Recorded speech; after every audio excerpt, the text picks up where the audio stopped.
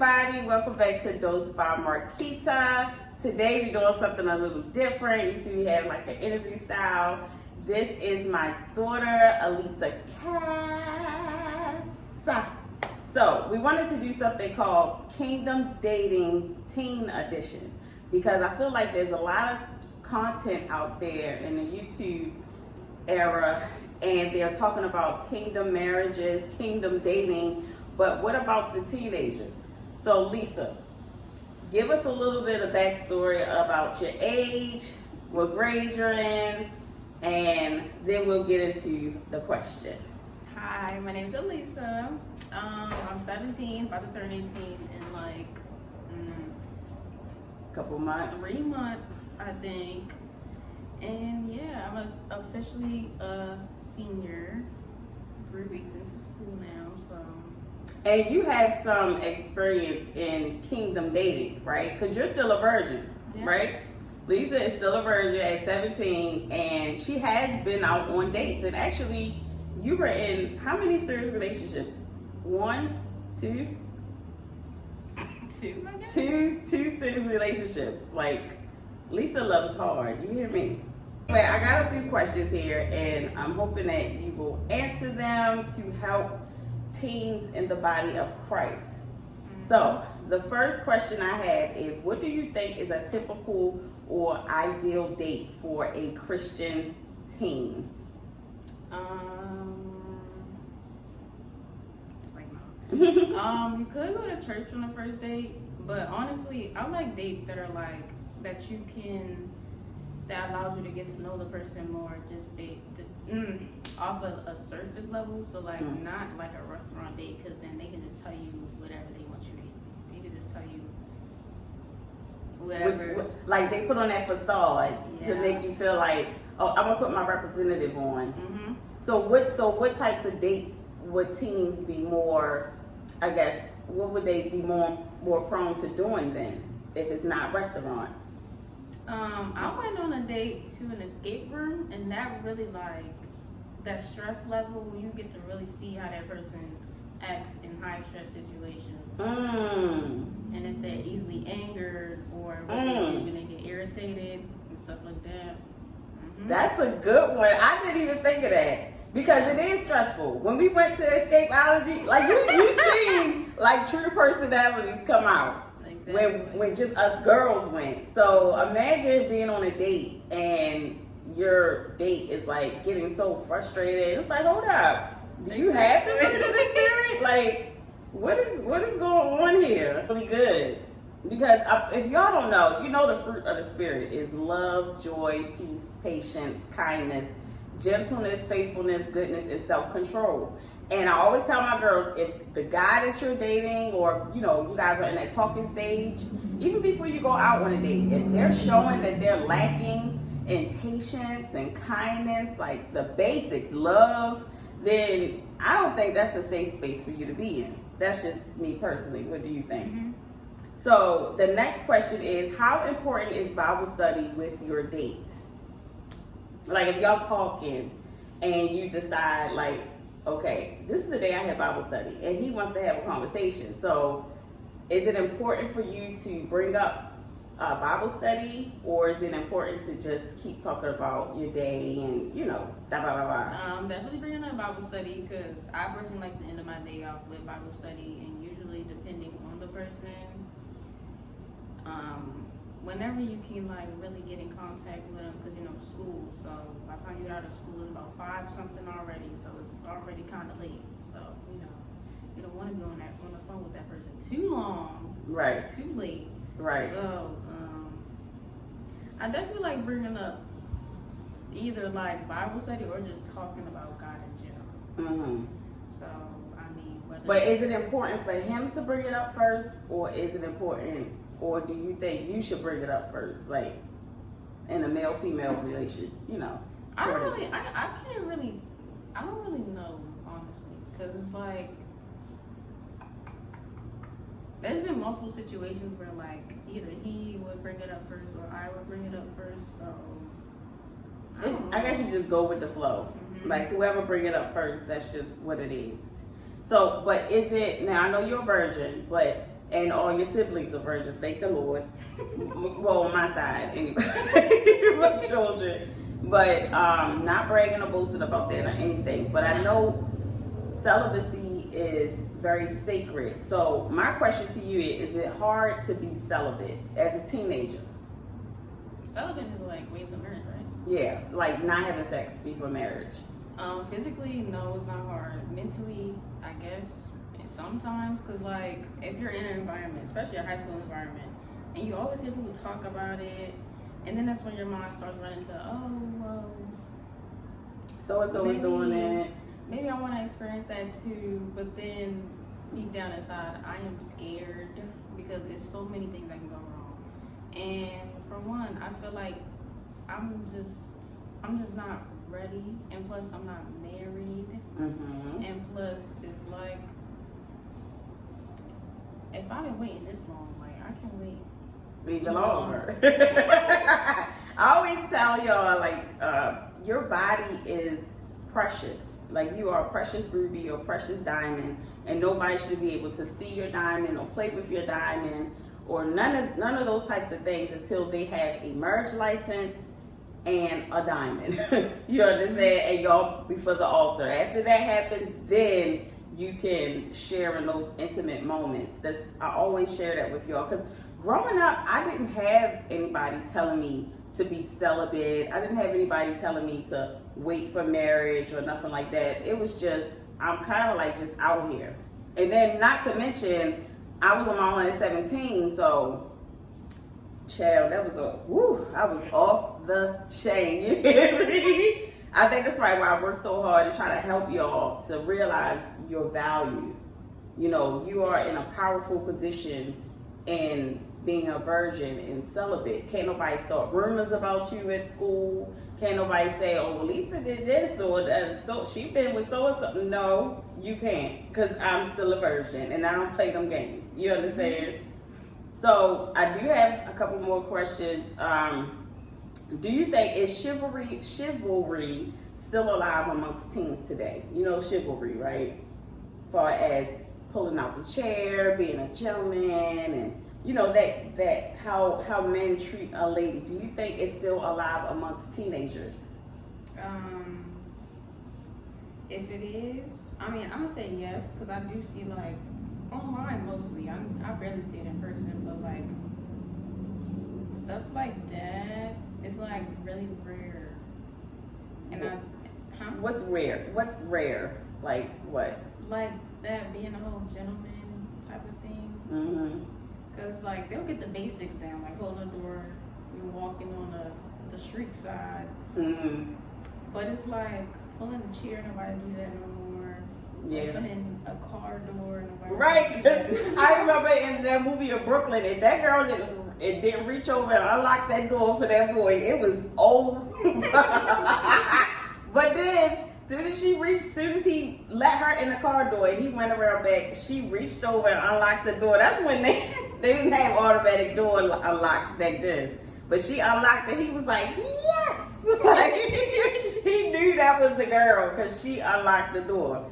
But you're saying that it's not like it used to be, basically. I don't even know how it used to be. Well, that's what they used to do. They used to hold the door open for you. They used to walk on the man would be on the street side, on the sidewalk, or like, I'm about to say, put a jacket over a puddle. But that was only in movies, though. And I'm like, why would he do that? Like, but anyway, I think, I mean, in your generation, you said it's kind of like hit or miss. I guess it depends on the upbringing of the young man. Yeah, I was gonna say that too. Yeah. A lot of people now don't have dads or like male figures, like the right male figures. They'll have like these male figures that's like the mother boyfriend or something like that. Yeah. That they really don't look up to. Yeah, I know. I get what you're saying. I can imagine it.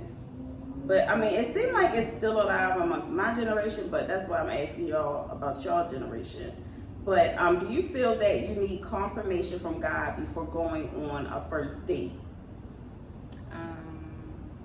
Yes. You do? Yeah. Why is that? Because for one, I don't want to waste my time.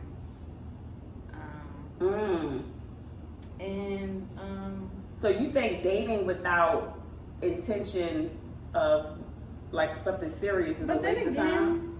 I don't really know, because it's like, unless you're really not serious about finding that person, you just want to go on dates for fun, then you don't really need confirmation, because you're just doing it for fun. You're not doing it to eventually find your husband, your kingdom spouse. But do you feel? Yeah. Well, go ahead. But for me, I think in a way it's like it kind of is wasting. I'm not gonna say wasting my time, but it's like what it's are like you doing? more secret, I guess, because it's like I literally have to tell my mom who they is, so she know who I'm going out with. I need to know. And where you're going, what you're driving. I need the tag number too. Literally. But I don't know. It's like. But you definitely feel like you should get confirmation. Yeah. Now I do. Then I didn't. But do you see the importance of why? Yeah. Yeah. Because people switch out and they change, and it's like, well, dang. You was this way at one point, but you gotta pray about that. That's the thing. Like, prayer is important. Holy Spirit is the helper. He's here for a reason. You understand? To help us. So let's fix this, because this is getting a little weird looking. Could you see yourself getting married under 20? Like, you know, they say high school sweethearts, because your grandmother, my mother and dad, they were high school sweethearts. They got married as soon as they graduated high school. I think it was like 18 and 19 when they got married. So could you see yourself, do you see that happening, or do you see yourself in that type of position? I wouldn't mind it. So that's that. You wouldn't no, I need to wait till I'm 25, 26. Yeah, no.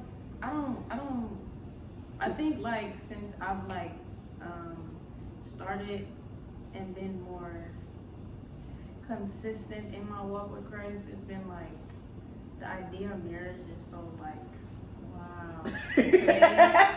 So you think it's a great thing? Yeah. Yeah. And I literally like I know it's not like this for a lot of people, but I wanted to meet my future spouse in high school. Really? Yeah, because I like that high school sweetheart idea. So I really wouldn't mind getting married right out of high school. Really? I mean, I'm not going to change my last name right away, because I need to graduate college first. Because his last name will be on my degree. Oh, got you. I've always been that way since 8th grade. So you want your last name to be on your degree? Yeah. That's very important. I never knew that. Wow. I want Kiss on that degree. Wow. Whatever. Okay. So, I'm just asking again. Is fruit important before going on a date? We was just talking about fruit. But then again, it's before going out on a date with a person, is it important that they show that they have the fruits of the spirit? But I feel like some other fruits you can only see in person. Like what? I feel like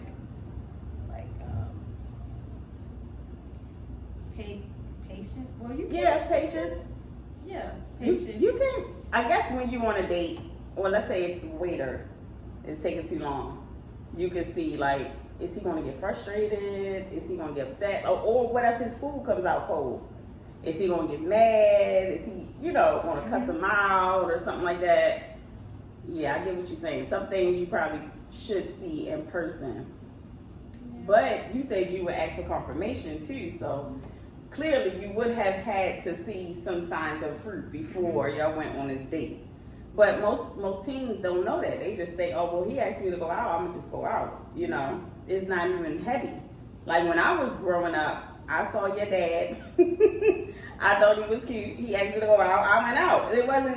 We didn't even talk about fruit and, toxic traits and, none of those types of things. It was just, We just went out and that's just what it was. Does the place he takes you to, is it super important or a deal breaker? Like if a guy takes you on a buffet to Golden Corral or a nice restaurant, like a nice cuisine, or like we went to that sushi spot. Like, is it important the type of atmosphere or environment he takes you out? Yeah. It is? Cause I feel like it could like what he thinks you're worth, kind of. It's like take you to go to Corral. That's all he thinks you worth. Like go to Corral. Like I go there with my siblings. Exactly. Like what you mean? So you think if he take you to, but what, he's a teenager though. But it don't have to be no super high class fine dining restaurant. But I'm saying like a fair date, I like that's cool. Like little fun stuff. Like what about ice cream? Like what if he took you to get ice cream? Sure. That's but it would have to be something else too. Oh yeah. Like are we eating? Okay, wait. But you know how like at White Marsh, I mean the Avenue. You know how like you could get ice cream from what's the Stone Cold Creamery, I think it was. Stone Cold, that's what it's called? Yeah. Well, you can get ice cream from there, and then y'all can just sit down in this little grassy area and talk. Now that I'm cool with. We can have Bible study too, along with that, because that's like the perfect. That's like a environment, especially if it's nice outside and that's a good idea. I'll be cool with that one. I like that. Yeah, ice cream and Bible study at in the grassy area. That is nice. So you think where he takes you depends on what he thinks about you. Cause I was looking at it like this: he's a teenager. He probably don't have that much money. But then again, you just said ice cream don't cost how much money? Yeah. For two people compared to going to Corral, go to Corral. Yeah. I can get what you're saying. Cause then it'd be babies running around and go to Corral. It'd be a lot going on. Another buffet, like that one Chinese buffet, that was good. Oh yeah, that one was good. They got some nice buffets down here in Dallas, y'all. I get what you're saying. It kind of like makes you feel like, is this what he think about me? You gonna take me to some Golden Corral? So what if he did take you to go to Corral, right? And you got that in your mind. Do you go into the building or do you just go home? I have to go.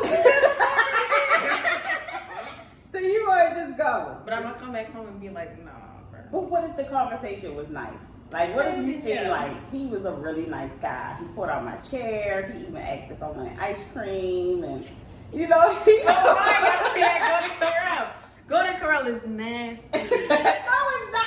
They actually have some good things. Like what? Name it. Because sometimes they make their little brisket that they gotta cut. The chef's brisket, or their salads are really good with like the real bacon bits and eggs. Salad. We got salad and go. But sometimes they had like the little fried fish nuggets, and I put that on my salad.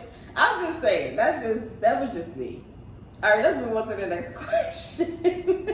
Do you feel that it's pressure to be attractive in today's society? Like from the makeup to the outfits, to the brand of clothing you wear. Like, do you feel like it's extreme pressure for teenagers to look a certain way? Because you know how like there's Doja Cat that's out. There's, SZA, like all these different artists that are, presenting themselves, and sometimes they showing a lot of skin. And like, do you feel amongst your age group it's pressure to be attractive?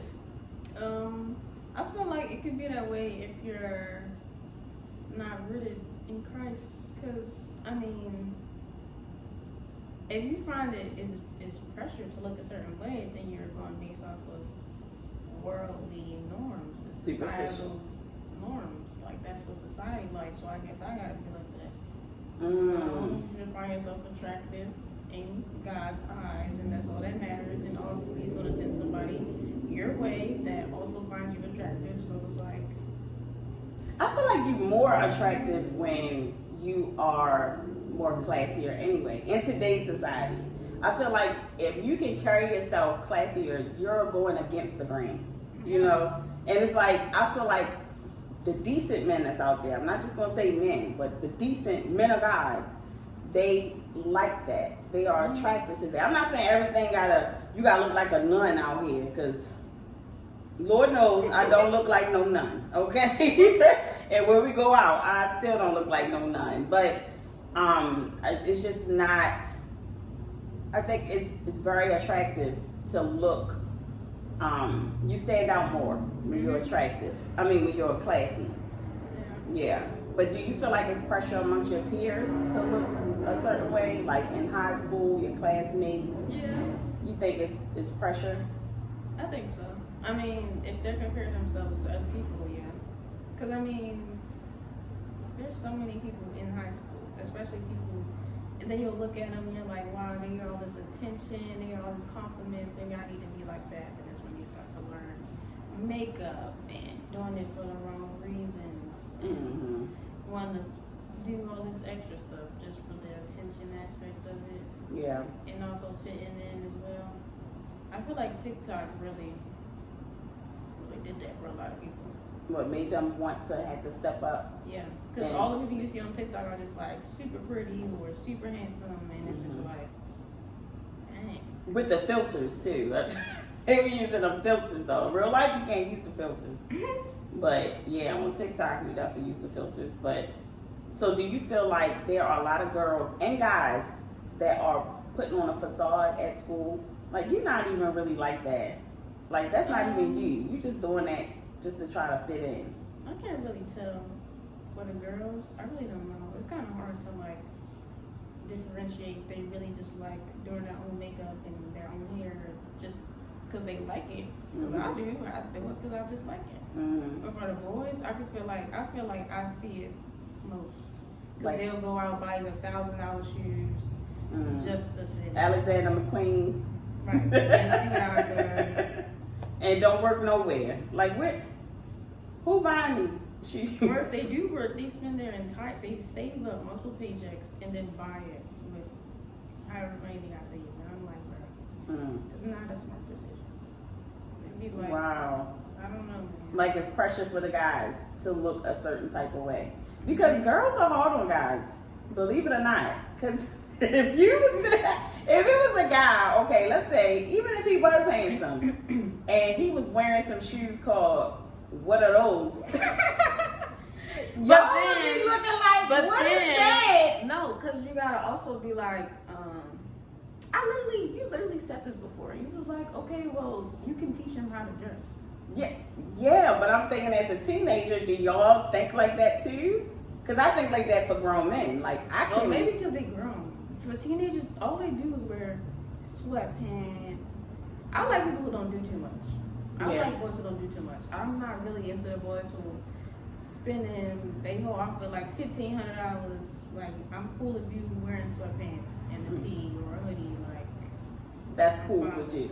But the shoes though. You get back to the shoes. So if his shoes is called, what is those? Why are people wearing them? So would that be a deal breaker for you? Like, I don't want to talk to him because I don't even know what kind of shoes those are. I don't even know. Why though? Because it seems like it's pressure for guys to have the real name brand this or that compared to girls. Like, girls, we can get away with Shein or Fashion Nova or, whatever else is out there. Or we can mix and match Gucci with Shein and all that and still make it look good. But guys really don't have that type of luxury too much. Right. I mean, they have it, but it's like girls can pick it up. Like, what is that? What kind of glasses are those? Are they Ray-Bans? Like, I know you wear prescriptions, but Ray-Bans? What kind of glasses is that? Like, it seems like it's so much pressure for the guys. We gotta get Montez on here too, so we can get his perspective. Montez, that's my son, so we can get his perspective on, like, is it pressure for guys? But I do have a few more questions. Do you feel, well, how important is it for your date to make their own money? Is that important for you? Yes. Why is that important? Because to me, like, if I'm dating to marry this person in the future, that's like literally what I want to start doing, like dating to marry. Then I'll know, like, oh, okay, like he could provide. Yeah. He could take care of me. Exactly. I could depend on him. He paying for his own cell phone. Whatever. Yeah. So what if he started out that way, you know, making his own money, but by the time he graduates, let's say it's a crisis that happens, you know, God forbid, but he loses his job, and he's like, you know, Lisa, I'm trying out here, I'm trying to find work, but it's tough because I don't have no work experience, and, you know, I'm fresh out of high school, but I do know that if I had it, I would provide for you. Mm-hmm. But would that be a deal breaker for you? No. That wouldn't be a deal breaker for you. No. So that's good. Then that shows you're not superficial. Because there are some girls that's like the gold digger type, and they would be like, well, if he ain't making no money, then why are we together? Like, but sometimes life happens. Like, life be lifing. Life be lifing. So you would be like, you know, okay, would you support him in that? Yeah. Like, I feel like if you're literally dating to marry, you're going to eventually have to do something like that when you're married. Like, yeah. for richer or poor. Yeah. It's like. Honor your vows. Yeah. Yeah. Well, that's good, Lisa. Mm-hmm. So I got one more question. This is a big one. And it's only because I feel like I would just ask it. What if he doesn't have a driver's license? Is that a deal breaker? With you being in the 12th grade? Yes. It's a deal breaker. Yeah. So if he doesn't have his license? Mm-hmm.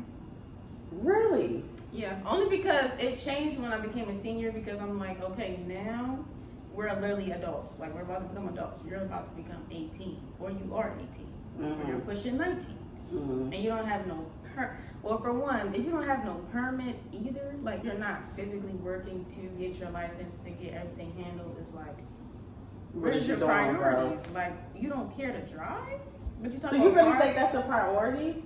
What? Like, for him to get his license? Because what if he's going to college and he's staying on campus? And he has a scooter? Like, what if he has a scooter? Like, or he has a bike? Because he's like, I want to bike around campus.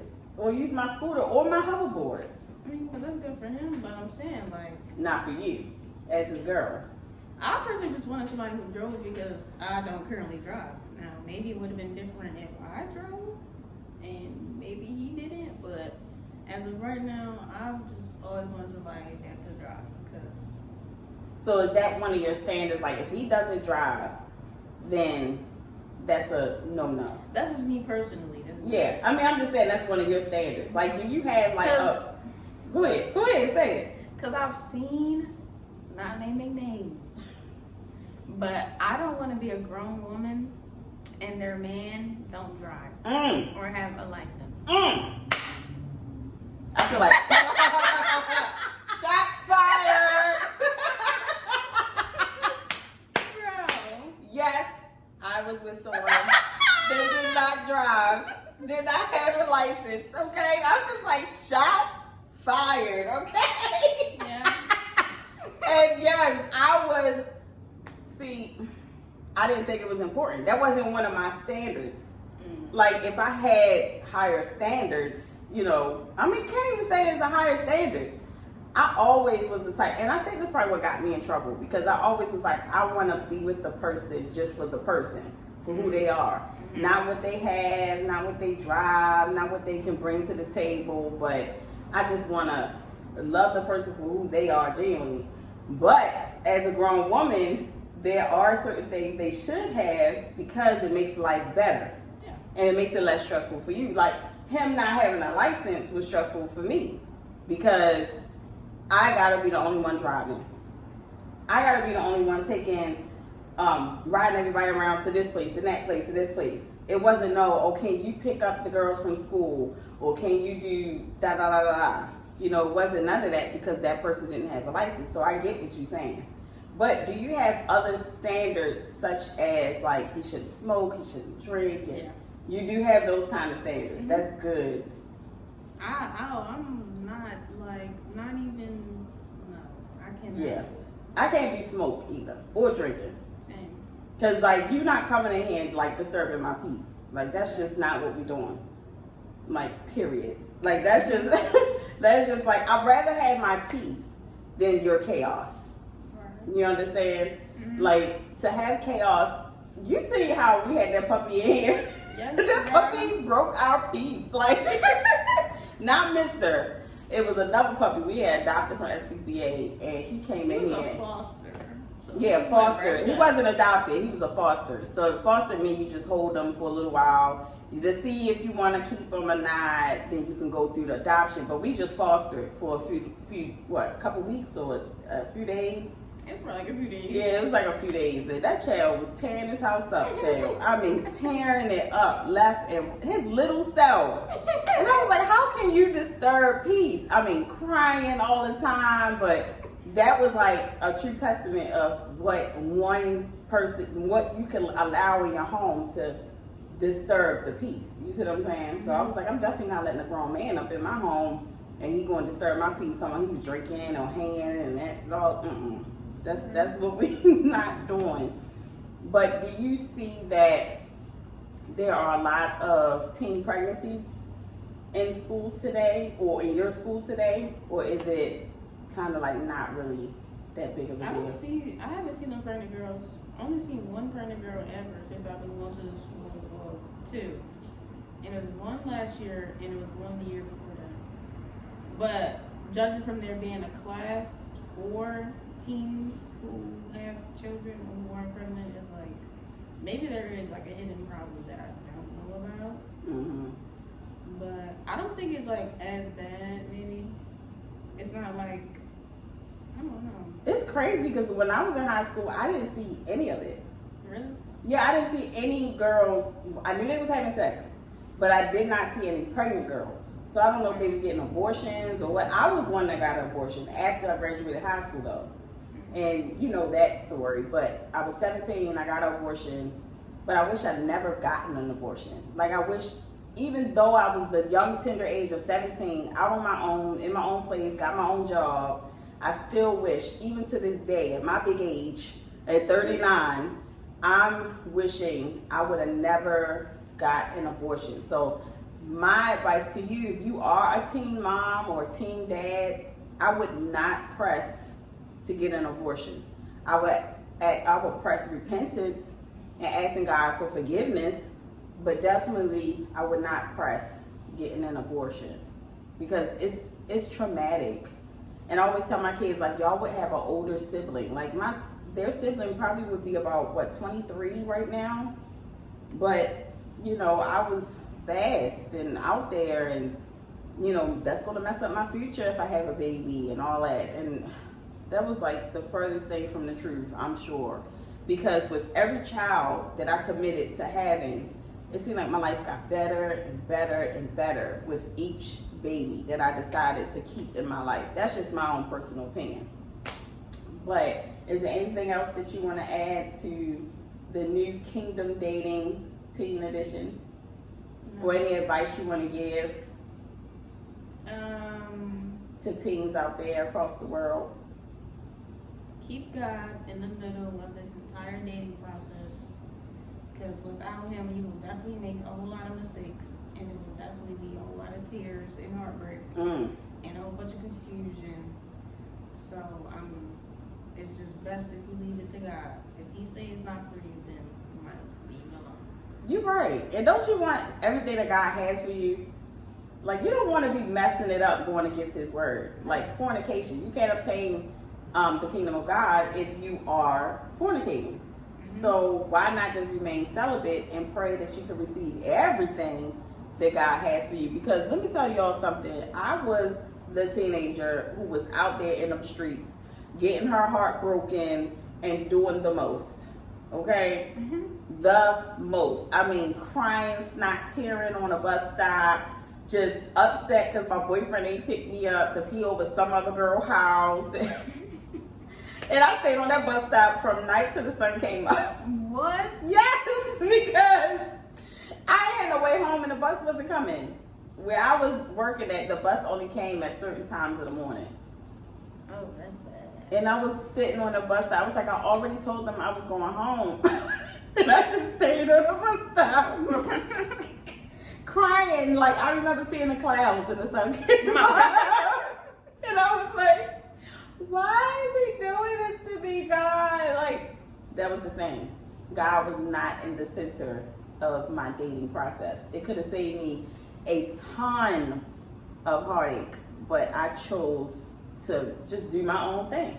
Like, let me see for myself. And where did it get me? Heartbroken, abortion, STDs, all kinds of things. Thank the Lord I had a pill that could take those things away. But what if it was HIV? What if it was AIDS? What if it was gonorrhea? What if it was, you see what I'm saying, something that you can't take a pill to get rid of? So all I'm saying is, please make sure you guys remain celibate and do things God's way.